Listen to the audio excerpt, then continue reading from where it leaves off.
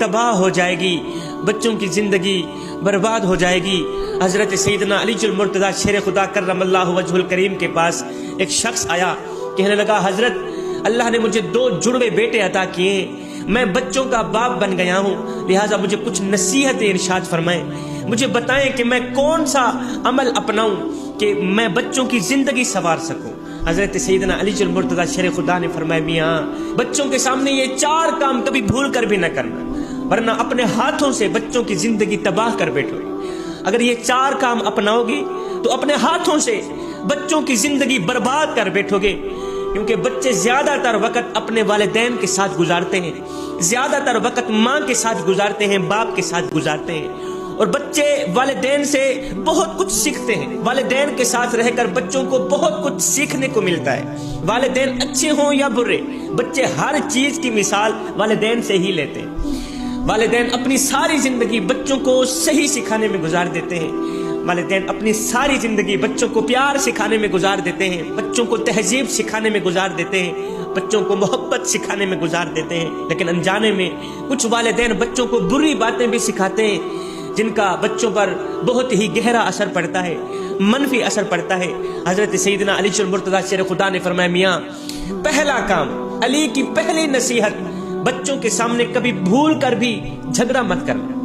तो मियाँ बीवी बच्चों के सामने कभी झगड़ा मत करना। अगर आपका बच्चा आपको हर वक्त झगड़ता हुआ देखता है, या घर में हर वक्त अफरा तफरी मची रहती है, घर में हर वक्त लड़ाई झगड़ा रहता है, तो मियाँ इसका बच्चों पर मनफी असर पड़ता है, गहरा असर पड़ता है। तुम्हारी लड़ाई, तुम्हारा झगड़ा बच्चों का रवैया मुंतशिर करके रख देता है। लिहाजा वालिदैन को चाहिए, अगर बच्चों के सामने किसी बात पर झगड़ा कर बैठे, लड़ाई कर बैठे, तो उसका हल भी बच्चों के सामने ही करें, उसकी इस्लाह भी बच्चों के सामने ही करें, ताकि तुम्हारे बच्चे सीख सकें कि मामलात को लड़ाई के बगैर भी हल किया जा सकता है। पहली नसीहत, आपस में झगड़ा मत करना।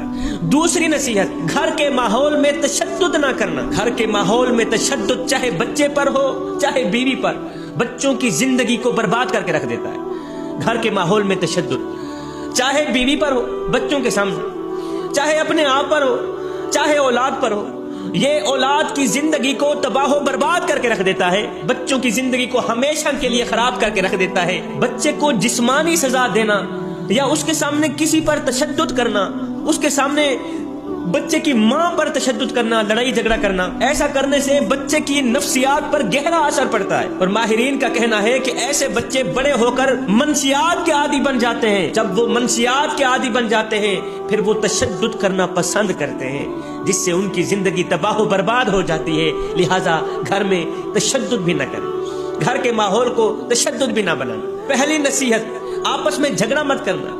दूसरी नसीहत, घर के माहौल में बच्चों के सामने किसी पर तशद्दुद न करना।